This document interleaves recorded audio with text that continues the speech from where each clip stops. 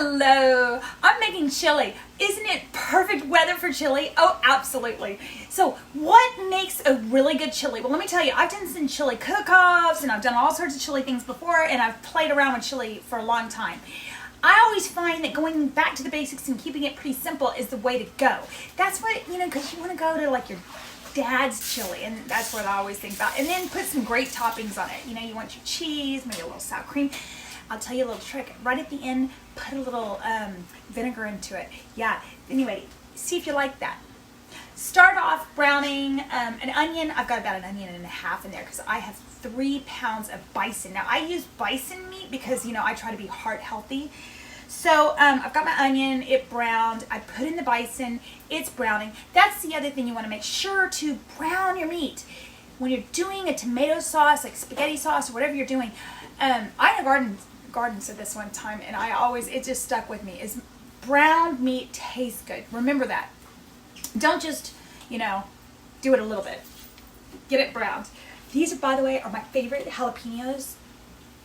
La Morena. Yeah, look at this. See, I told you guys I was kind of Mexican. Look.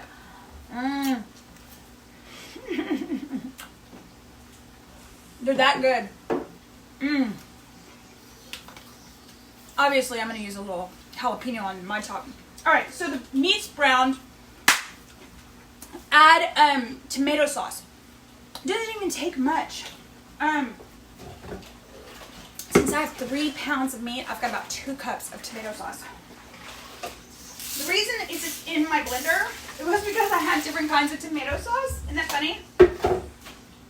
So I just kind of blended them all up. But usually I use just like a regular, like you can find it in a, let's see. This one was the one I like it's in a little box. Usually I use one of those and use like a pound. But I wanted to make a little extra because, man, everybody likes chili around here. Then your chili seasoning. All right, I like to make my own blend of chili seasoning. But if you can also buy it at the store. The one that's good is there's like it's called like McCormick or something. That one's pretty good. Be generous with your seasoning. Make sure you've got some salt.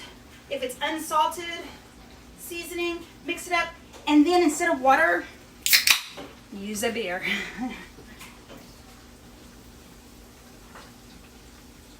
There you go. All right, leave it alone.